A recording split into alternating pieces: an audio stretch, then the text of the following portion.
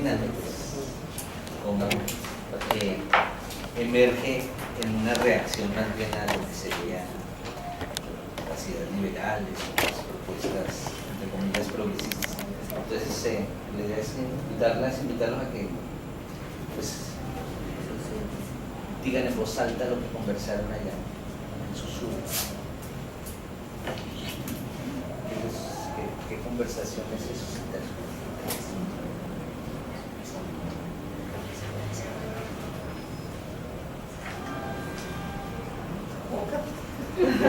Ya sabemos por qué. Ya queda confirmada. Nosotros, si quieres, pues nosotros hablamos del asunto del resentimiento, de la política del resentimiento como un asunto que tiene que ver con la diferencia, como, digamos, como en alianzas políticas, digamos, yo voy con el que se parece más a mí y voy un poco en contra del que es distinto a eso que soy yo. Entonces conversábamos sobre, pues eso que ya hemos hablado acá, del asunto del dualismo, los pobres, los ricos, sí, los buenos, los malos. Y, ¿qué más dijimos? Digamos que también planteaban, pues yo le comentaba a mis compañeros que encontraba como una discontinuidad, porque el autor señalaba que había rasgos que permitían identificar esta política y que, por ejemplo, bueno, en este párrafo donde dice rasgos como hablar directo y sin eufemismos, como despreciar a las élites políticas, generar empatía por la dificultad de los otros, es algo que para un votante puede ser más importante que su candidato, pero que igualmente cuando hablaban de algunas características que eran propias de esta política, señalaban unas condiciones que se apartaban precisamente de como estructuras tan estables. Y pues digamos que mis compañeros señalaban que generalmente esa discontinuidad se superaba a partir de la consideración de que la responsabilidad del mal propio se debe al bienestar del otro, un poco en esa línea. Digamos que lo último pues es clara la propuesta en torno a cómo superar estas dificultades y sobre todo pensando en un colectivo mayor, ¿sí? No tanto buscando esa interrelación con el cercano, con aquel que está más cerca a mí, sino pensar ya en un colectivo más amplio, como pues, ese sentimiento nacional. Gracias. Sí. Hablábamos también que hay una posibilidad aquí muy puntual de decir que el otro es diferente, pero el otro es diferente y la pregunta sería ¿cómo la persona que se está identificando con ese otro y dice que es similar llegó a posicionarse como sí? Es decir, cómo las categorías empiezan a aparecer y cómo la historia dio, porque también veíamos que eso termina siendo un hecho sociológico y no epistemológico, en el orden que no necesariamente ese resentimiento que tengo con el otro lo viví yo. El otro es rico, yo soy pobre, el otro robó a mi tatarabuelo y entre tanto yo tengo una discontinuidad histórica con él, pero no es algo directo. Sin embargo, tendríamos entonces cómo justificar el hecho que la predilección no es por una propuesta o por un discurso, sino por un hecho de identificación colectiva. Y cuando está la identificación colectiva podríamos empezar a ver cuál es la discontinuidad del proceso social. Que podría darse, digamos, cerrar esa brecha desde la comunicación, sí. El punto es si realmente queremos cerrar la brecha o explicar la brecha o sencillamente dar cuenta de cuántas brechas están al interior de la brecha. ¿Qué es la sumatoria de lo que nos permitiría saber qué está pasando en el proceso social sin llegar a juzgar?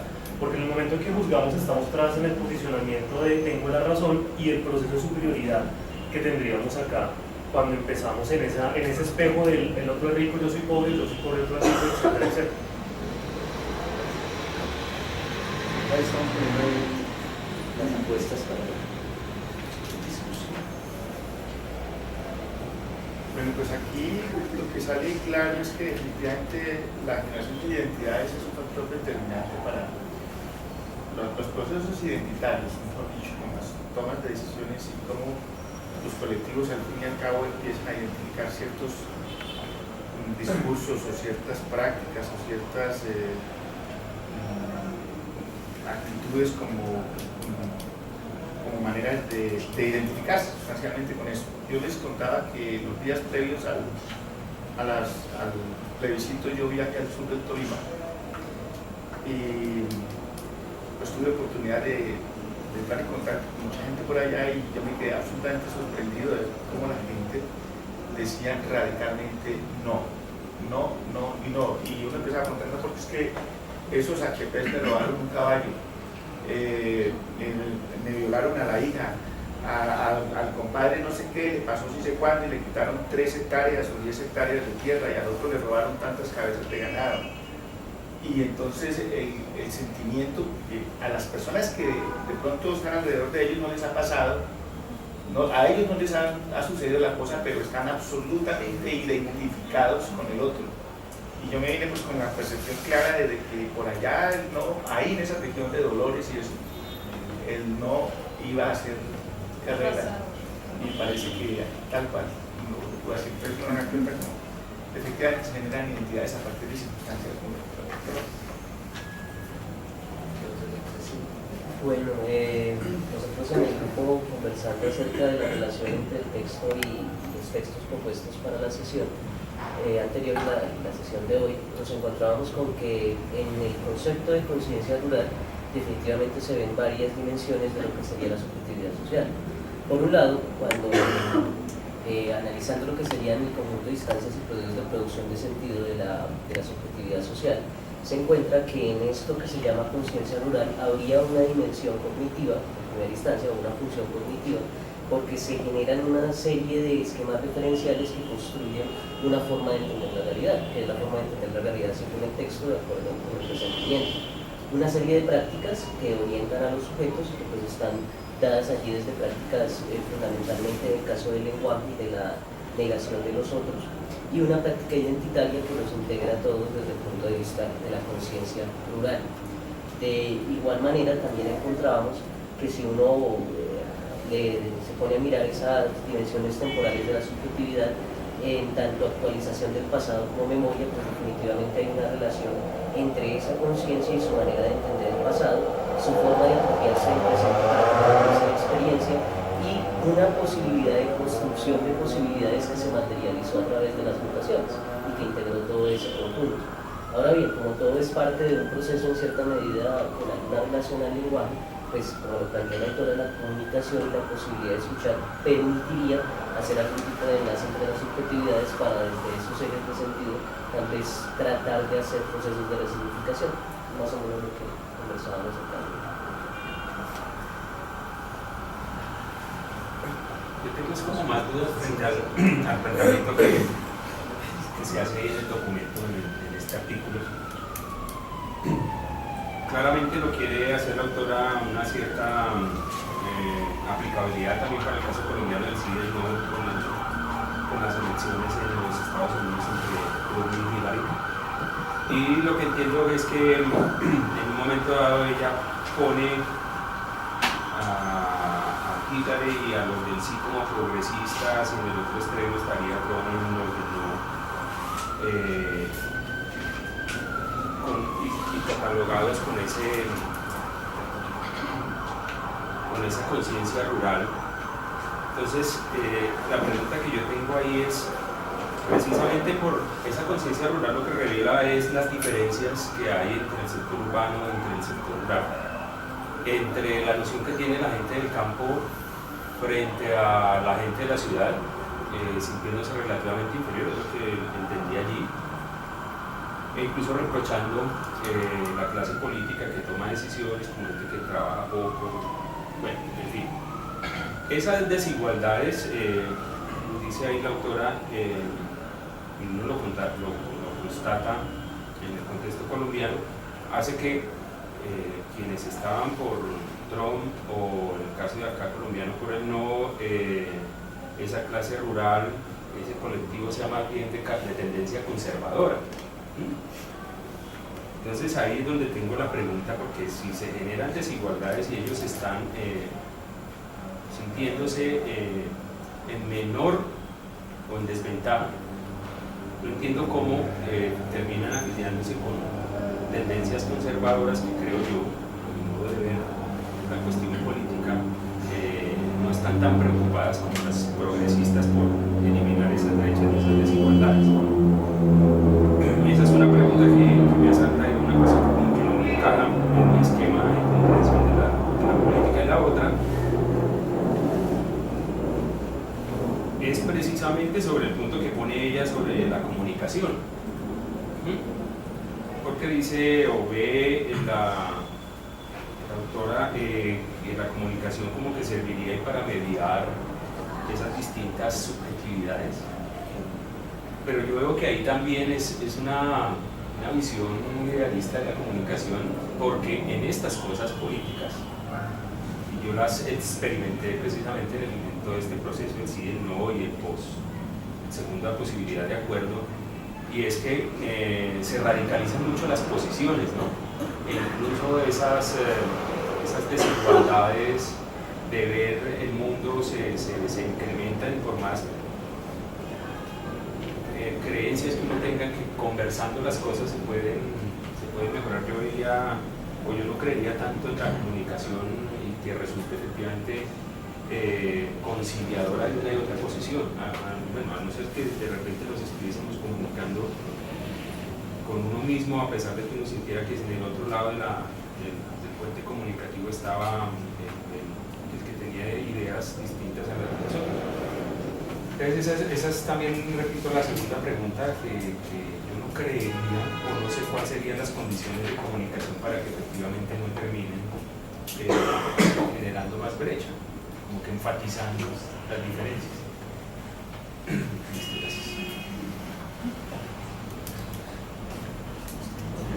gracias. Creo yo que hay un elemento que es bien importante desde el discurso, digamos, hegemónico, como una persona, digamos, como que retoma esos elementos que están por allá guardados en las emociones y en los afectos.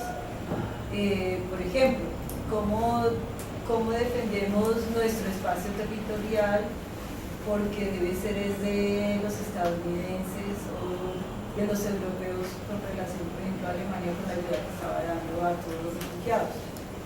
Acá en Colombia, ¿cómo podemos defender los elementos que nos unen históricamente desde lo conservador, o eso que somos nosotros y que nos identifican y que generan un sentimiento y que realmente es lo que mueve? Entonces, ¿cómo se utiliza el discurso político para llegar a esos elementos que están, ¿cómo es? Intersticios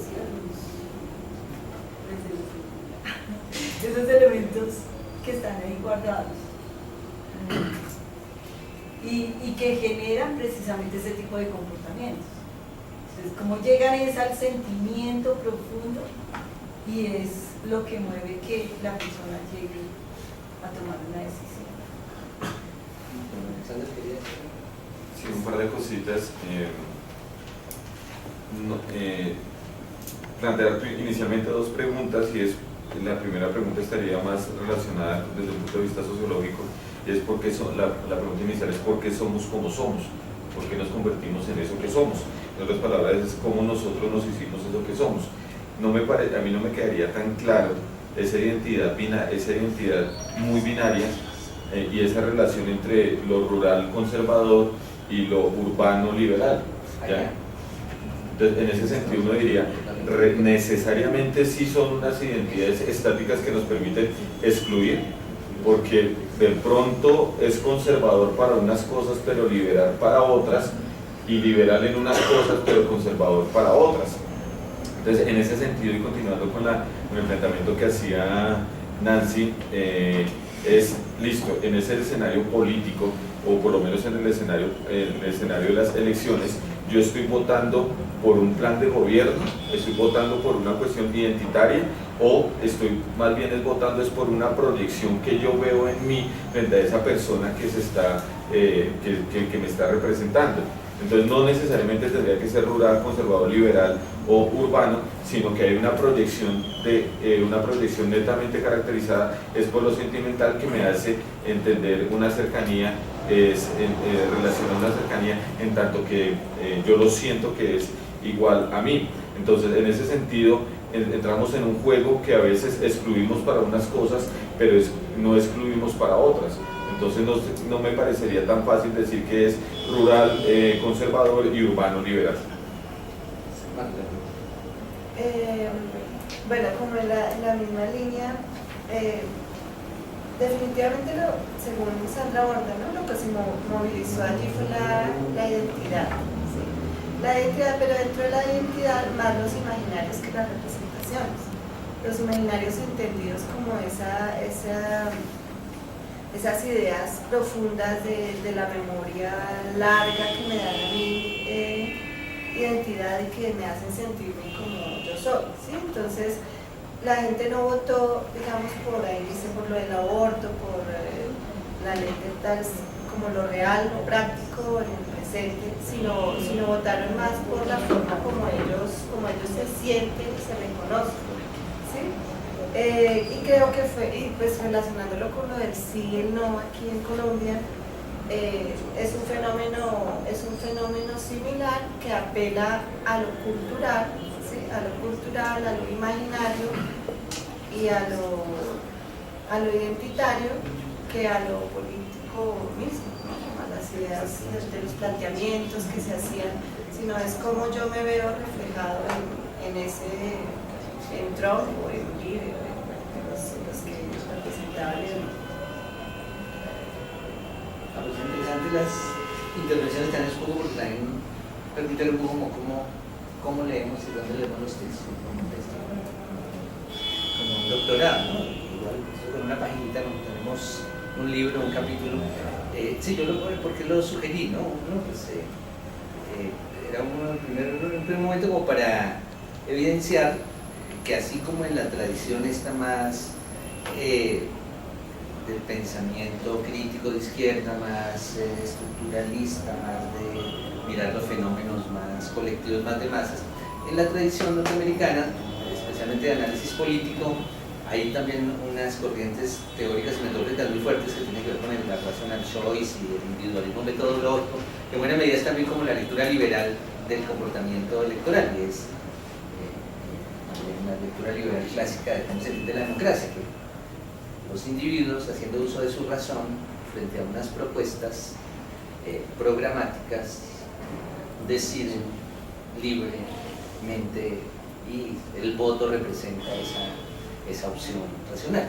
Entonces ahí un poco la conexión y la invitación era para poner en evidencia cómo no solamente en las acciones colectivas, sino en estas acciones que aparentemente son individuales, personales, cada uno en su urna, pues intervienen estas otras dimensiones subjetivas más ligadas a lo emocional, más que lo emocional, en este caso, como decía Margarita, como los referentes de los imaginarios colectivos y como si sentimientos, no sé, el odio, el sentimiento, la confianza, pues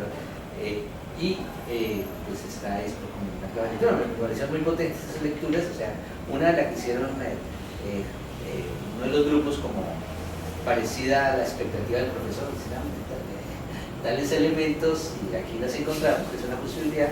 Otra que hicieron ustedes es una lectura como autónoma, pero refiriéndose como a esas ideas fuertes del texto. Yo les invito a que acá podamos, porque sí, o sea, ya no se trata, claro, uno podría pensar ese último párrafo, las columnas tienen que llenar un número determinado de caracteres, sí, o sea, eso no es que discutamos, estamos de acuerdo si la discusión racional, bueno, que podría todo un campo, pero es más como en esos solos. Y ella lo sitúa para el caso allá, recuerda que está citando una autora que analizó en un estado particular la situación, ella lo extrapola eso en el texto explícitamente para el comportamiento electoral en Estados Unidos, que allá sí esa ese comportamiento electoral entre el mundo rural, representado en esos estados más del centro, del oeste, el comportamiento electoral fue casi homogéneo, versus el comportamiento de las grandes ciudades del este y pues, de estados ya como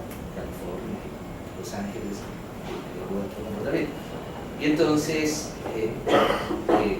pues su clave de lectura pues está como ubicado a ese contexto, pero creo que lo que más de fondo habría que discutir es eso, es cómo estas otras dimensiones no racionalizarlo. Ya lo otro, el colofón que ella saca es desde un punto de vista académico, intelectual, que tiende a identificarse con las ideas más que aparecerían en una coyuntura determinada más progresistas, pues es obvio, ¿por qué no en estos otros tan brutos, sí, un poco primera reacción de los del sí frente a claro, hay algo de manipulación, claro, pero ahí la clave no es solamente la perspectiva del manipulador, sino porque tal idea es recibida y es. Entonces, como en algunas prácticas sociales se está haciendo eco de una serie de lecturas, de racionalidades que no son las que para los parámetros más académicos aparecen como correctos. Ya lo otro que podría ser, si alcanza el tiempo, es mirar eso ya en clave de la coyuntura nacional. Sí, o sea que no es, sí, o sea que ya no, o sea que si alcanza el tiempo, sí, pero es más como mirar eso, los alcances o limitaciones que tienen el involucrar estas otras dimensiones más allá de lo racional en la explicación de comportamientos colectivos, sea una movilización social, sea el comportamiento de las barras bravas en el estadio, sea que es un comportamiento pues, electoral, aparentemente la suma de decisiones individuales. Pero sí, eso es como para contextualizar, pero sí, sí, entonces, cosas, sí. es una cosa, no tanto en el orden de la conversación con Sebastián, sino más bien aprovechando el ejercicio pedagógico para traer de nuevo unos elementos, y es enfrentar elementos como estos implica hacerse una pregunta inicial, que es la pregunta de qué es eso que es la crítica, y en qué sentido, por ejemplo, podría considerarse un trabajo como este que acaba de plantearse como un ejercicio de crítica. Eso porque cuando Alexander hace la moción del problema de qué es eso que somos, etcétera, pues llega de nuevo a la pregunta del millón en el orden crítico. Lo que quiero decir es esto: más allá de la posición metodológica, ontológica, etcétera, que las diferentes escuelas manejen, la pregunta es la pregunta por el presente. Es decir, cómo ocurrió históricamente hablando, no solo porque se conecte con la cuestión de la ontología crítica del presente en Foucault, sino porque en el fondo todos los elementos analíticos terminan en la pregunta por el presente. Es una característica del pensamiento crítico. La preocupación es siempre una preocupación del presente. Pero por el otro lado, haciendo la distinción entre qué es lo crítico y qué no es crítico, podemos dejar claro qué diferencias existen entre la construcción de un ejercicio analítico que quiere provocar unos ciertos elementos en un público de lectores, y otra cosa es la manera como se aborda una investigación social en unas ciertas prácticas, por decirlo así. Eso no porque haya una tremenda diferencia, sino porque puede hacerse visible en qué sentido el ejercicio es crítico, pero al mismo tiempo cómo propone un esquema ficcional, y al mismo tiempo cómo juega tratando de lanzar un esquema experimental ahí como solución política. Pero si revisamos la cuestión en otro orden y utilizamos conceptos precisos, por ejemplo, quería decir eso, no todas las reflexiones son filosóficas, pero hay tres movimientos básicos de una reflexión filosófica. Ahora, no es un asunto de disciplina, es un asunto de reflexión, ¿no? El primer movimiento de una reflexión filosófica es el de extrañamiento, ¿no? De distancia crítica, dirá Ricoeur. El segundo movimiento es el de pregunta, ¿no? Hay que hacerse unas preguntas, etc. Y la diferencia entre cualquier reflexión y la filosófica sería tener claros, llegar a la claridad de unos conceptos, que para Deleuze es el ejercicio creativo específico del filosófico.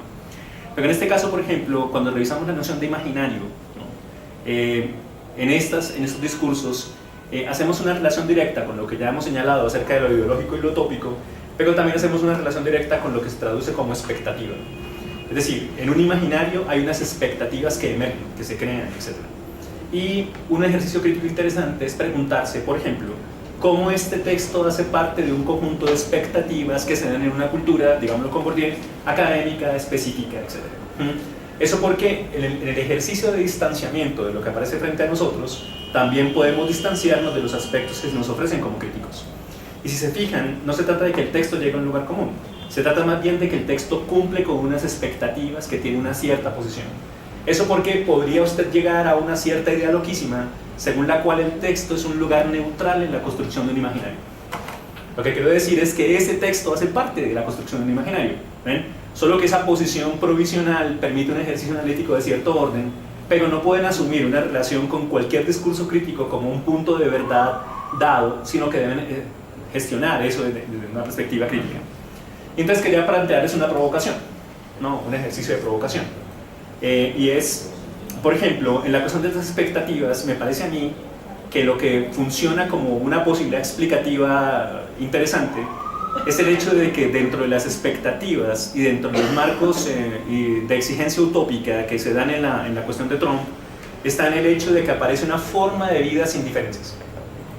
O mejor, el hecho de que la posición utópica de ultraderecha está diciendo esto: lo mejor que puede pasar es que una consolidación de las no diferencias se convierta en el esquema protector de las diferencias. O sea, la articulación por protección, que como ya vimos en Foucault es una manera de exclusión. Ejemplo, yo les pongo esta provocación y termino.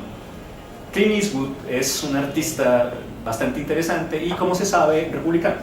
Y en ocasiones casi en el límite de una cierta relación con la derecha, casi. Sin embargo, Clint Eastwood tiene una película muy interesante que los invito a ver, que se llama Gran Torino. Sí, no, Gran Torino, sí, exacto, que es el nombre de un carro, etcétera, pero como recuerden, ¿para qué es la diferencia, etcétera?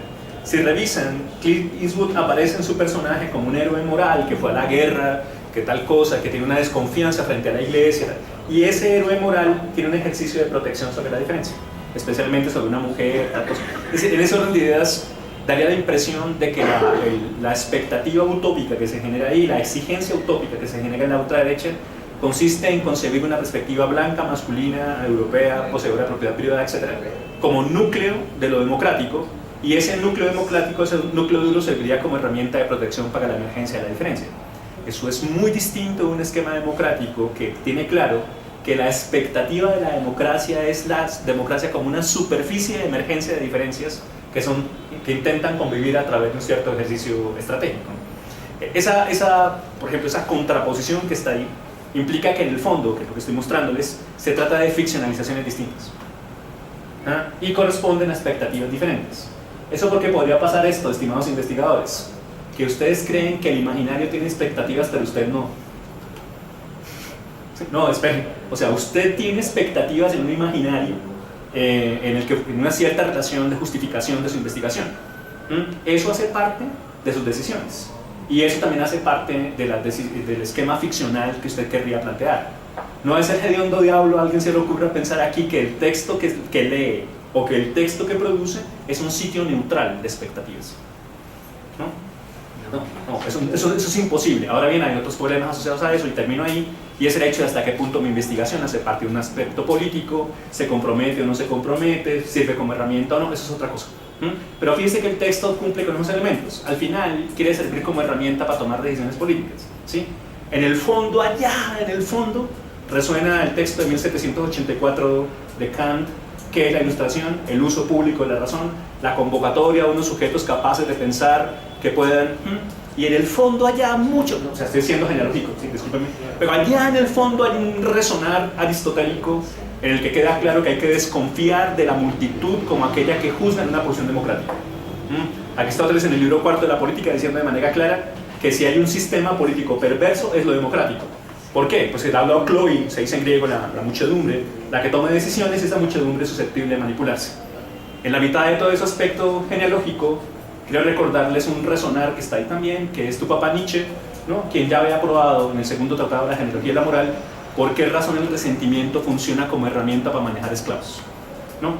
Eso para que recuerden que en el fondo se puede crear una ficcionalización histórica que nos resuelva la pregunta ¿por qué somos eso que somos?, ¿no? En Colombia en este momento hay una pregunta muy interesante que está en la revista Semana. Hay una investigación que dice ¿por qué somos tan guachas? O sea, hay una investigación histórica que está haciendo Corpovisionarios hoy, ¿no? Porque la pregunta, el problema es ¿por qué somos tan guachas? Para poner una contraposición.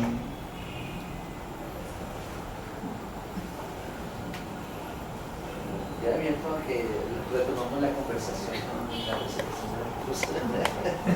No quiero. Progresista es bueno. Entonces, gracias. Yo creo que nosotros tenemos el martes la última clase Dentro de 8 días. exacto, el martes la última clase del seminario de línea y el miércoles la última clase del seminario de transversal crítico. Esto no es Tenemos martes y miércoles. O sea, martes y miércoles tenemos clases, ¿no? Para terminar ya los dos seminarios. Pues con